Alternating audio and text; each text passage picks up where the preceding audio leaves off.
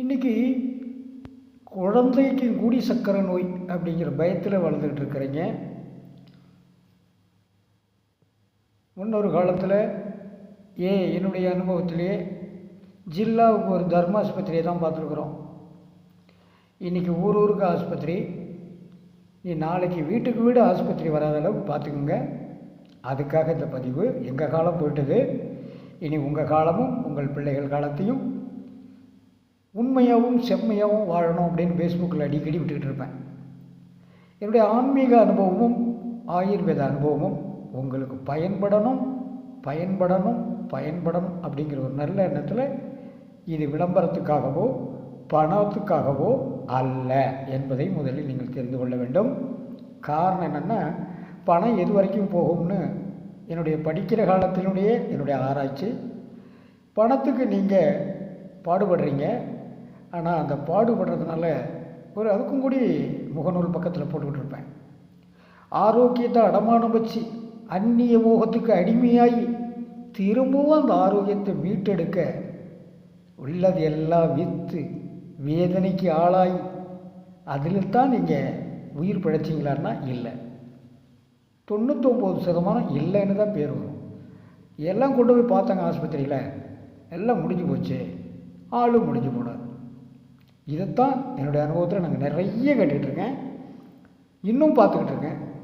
அந்த மாதிரிலாம் இல்லாமல் கொஞ்சத்துக்கு கொஞ்சம் ஒரு விழிப்புணர்வு நம்ம மக்களுக்கு இருக்கணும் அப்படிங்கிறதுக்காக பண்ணிட்டுருக்கோம். சரி, வாங்க விஷயத்துக்கு போவோம். இன்றைக்கி என்னையா நம்ம பார்க்க போகிறோம்? சர்க்கரை கொல்லி. பேரில் அடங்கியிருக்கு பார்த்துங்க, சர்க்கரை கொல்லி. கொஞ்சம் கசப்பு தாப்பா, அதில் எந்த ஒரு மாற்று கருத்தும் கிடையாது. கசப்பு, ஊறுபட்ட கசப்பு சொல்லவே வேண்டாம். அதை கேட்கும்போதே பயந்துருவான் நம்மால். கசப்புன்னு சொல்லிட்டீங்களா தலைவர, அவன் எங்கே சாப்பிட போகிறான்? அவனுக்கு சாப்பிட தெரிஞ்சதெல்லாம் வெறும் இனிப்பு. நீ விரும்பி சாப்பிட்ற உணவும் விரும்பி ஏற்படுத்தும் உறவும் உனக்கு வேணதாண்டா இப்படி அடித்து சொல்கிறவன் இந்த ஆள் மட்டும்தான். அதில் எந்த மாற்று கருத்தும் இருக்காது. இன்னும் போக போக பார்ப்பீங்க. இன்னும் நல்லாவே கழுவி ஊற்றுவேன். காரணம் என்னென்னா, நம்மளுக்கு திங்கிறதுக்கும் பேடுறதுக்கும் ட்ரைனிங் பார்த்தாதுங்க. இருக்குது, எனக்கு ட்ரைனிங் இருக்குது அப்படின்னு எவனா சொல்லுங்கள், நிச்சயமாக சொல்ல மாட்டேன். அவன் ஆன்மீகவாதியாக இருக்கட்டும், வேறு எந்த வாதியாக இருக்கட்டும், அந்த கொங்காணி இருக்கிற தேர்தலாம் அந்நிய முகத்துக்கு அடிமையாக கிடக்கிற கைசுறீங்க. நீங்கள் என்ன பண்ணுறீங்க? உங்களை அந்த கழிவிலிருந்து காப்பாற்றி திடமா பிளமா உண்மையா செம்மையா வாழ்ந்து காட்டுங்க. அதுக்கான பதிவு தான் நம்மளுடைய பதிவு. சரி, இந்த சர்க்கரை கொல்லி என்னையா பண்ணணும், எப்படியா சாப்பிடணும், அது தெரிஞ்சிருக்கலாம், தெரியாத இருக்கலாம். நீங்கள் உங்களுடைய சந்தேகங்களை கேளுங்கன்னு முகநூல்லே அனுப்புகிறோம், நம்ம பதிவுலேயும் சொல்கிறோம். யாரும் லைக் அடிக்கிறதாகவும் இல்லை, பார்க்குறதாகவும் இல்லை.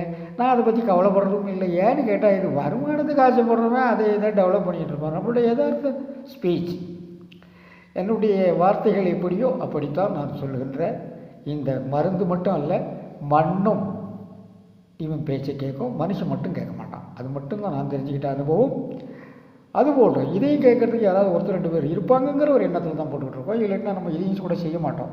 ஏன்னு கேட்டால், நம்மளுக்கு பகுத்தறிவுங்கிறதெல்லாம் கிடையாது. வார்த்தை அளவில் தான் எவனோ ஒரு செஞ்சோன்னா அப்படிங்கிறத அதை முட்டை கட்டிக்கிட்டு ஜெய போடுவான், ஜிந்தாபாத் போடுவான். உண்மை என்னென்ற பாடுறான்னா பார்க்க மாட்டான். அதெல்லாம் எங்களுக்கு எதிரியா, தின்னமா வேண்டாமா, வயிற்று வலிக்குதா, மாத்திரை 2 போடுவோம், இல்லைன்னா ஆஸ்பத்திரி போவோம். இதுதான் நம்மளுக்கு தெரியும். சரி, இந்த பெரியவர் எதுக்கு சொல்கிறாரு, ஏன் சொல்கிறாரு, அதெல்லாம் நிதானமாக கேட்கவும் மாட்டான். அவனுக்கு அது அவசியம் இருக்காது. அந்த நேரம் கடைசி கட்டத்தில் புட்டிக்கிட்டு நிற்கும் பாரு, அப்போ தான் ஐயோ அந்த மனுஷன் சொன்னாயா, நம்ம கேட்கலையா, இந்த வருத்தத்தில் நம்மளால் வாழ்ந்துக்கிட்டு இருக்கான். அதுலேயும் முக்கால்வாசி இந்தியா ஃபுல்லாக அப்படின்னா தமிழ்நாடு அதை விட சொல்லவே வேண்டாம். சரி, அதுவும் போகட்டும். இதை எப்படியா சாப்பிடணும்? 1 டேபிள் டீஸ்பூன் பாலில் கலந்து சாப்பிடுங்க, நல்லாயிருக்கும். காலையில் ஒரு முறை, ராத்திரி படுக்கும்போது ஒரு முறை. அதிக நாளில் வேண்டாம். ஒரு 15 நாள் சாப்பிட்டு எனக்கு கமெண்ட் சொல்லுங்கள். நம்ம போடுற ஒவ்வொரு வீடியோ கிட்டத்தட்ட 100 வீடியோக்கு மேலே வந்துருச்சு. சரி, அதை பார்த்ததா நான் நோட் பண்ணுறேன். நமக்கு அவசியம் இல்லைங்கிறதுனால அது சரியாக நான் கண்டுக்கிறதில்ல.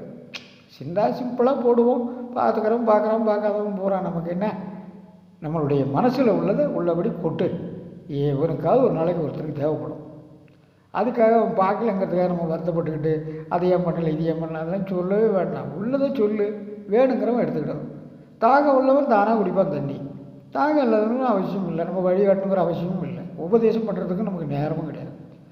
உள்ளது உள்ளபடி தான்ப்பா, யதார்த்தம்னா யதார்த்தம், இல்லைன்னா இல்லை. இதுதான் நம்மளுடைய நேராவா ஸ்ட்ரெயிட் ஃபார்வர்டு. சரி, இதே மாதிரி நீங்கள் ஒரு மாதம் செய்து பாருங்கள். இதனுடைய உண்மை தன்மை என்னங்கிறத உங்கள் பக்கத்தில் உள்ளவங்களையும் சொல்லி அவங்களையும் காப்பாற்றுங்க. இதுதான் என்னால் சொல்ல முடியும். நீங்கள் ஒருத்தருக்கு கோடிக்கணக்கில் கொட்டி கொடுக்க வேண்டாம். நல்ல விஷயங்களை 4 பேர்கிட்ட சொன்னீங்கன்னா அதுவே நீங்கள் பண்ணுற தர்மம் தான்.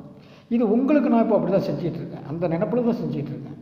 இது எனக்கு வியாபார நோக்கத்துக்காகவோ விளம்பர நோக்கத்துக்காகவோ பேருக்கும் புகழுக்கோ அல்ல என்பதை மீண்டும் உங்களுக்கு தெளிவுபடுத்துகிறேன். நன்றி. மீண்டும் இந்த எண்ணெய்களை பற்றி சொல்லணும்னு ஆசைப்பட்டேன். அது எண்ணெய்கள் சாம்பிள் நான் இன்னும் 2 நாளில் கேரளா போவேன், கோவா போயிட்டு அதுக்கு பிறகு தான் அதை பற்றி நான் உங்களுக்கு சொல்லணும். ஏன்னா அதை காமிக்கிறதுக்கு வேணும் நம்மகிட்ட. இப்போ ஒரு 2-3 ஐட்டம் தான் இருக்குது, அது எல்லாம் வேண்டியதில்லை. அதில் எங்கேயும் உங்களுக்கு கடையில் கிடைக்கும் பெரும்பாலும். நம்ம அதனால் கையில் இல்லாத பொருளை சொல்ல வேண்டாம் அப்படிங்கிறதுக்காக அதை பற்றி நான் சொல்லலை. போயிட்டு வந்து உங்களுக்கு விதவிதமான வெரைட்டிஸுகள் இன்னும் என்னென்ன இந்த நரம்பு தளர்வுக்கு, பாம்பு கடி, சொரியாசிஸ், இது ஏகப்பட்ட விஷயங்களுக்கு தெய்வம் நமக்காக படைச்சிருக்கு. நீங்கள் என்ன நினைக்கிறீங்க ஆடு மாடுக்காக தான் அப்படின்னு? இல்லை. இந்த ஆடு மாடுக்கு பதிலாக நம்மளால் இங்கே எங்கடா காடு கரையெல்லாம் போய் தேடி இதை கண்டுபிடிக்கிறது அப்படின்னு சோம்பேறி என்ன பண்ணிவிட்டானுவோ. அந்த ஆடு மாடு தானே இந்த பச்சளையெல்லாம் திங்குது, அதை அறுத்து நம்ம தின்னா என்ன, கடவுள் பேரில் பழிய போட்டால் என்ன அப்படின்னு இந்த கைசிலைங்க நடத்துது. அதனால தான் இதுக்கு திங்கிறதுக்கும் பெறதுக்குமே ட்ரைனிங் பத்திரன்னு நான் சுருக்கமாக சொல்கிற ஒரே காரணம். அதனால் அதெல்லாம் வந்த பிறகு உங்களுக்கு இன்னும் தெளிவுகள் நான் தருவேன். யாராவது 2 பேர் பாருங்கள், ரொம்ப சந்தோஷம். நன்றி. மீண்டும் அடுத்த பதிவில்.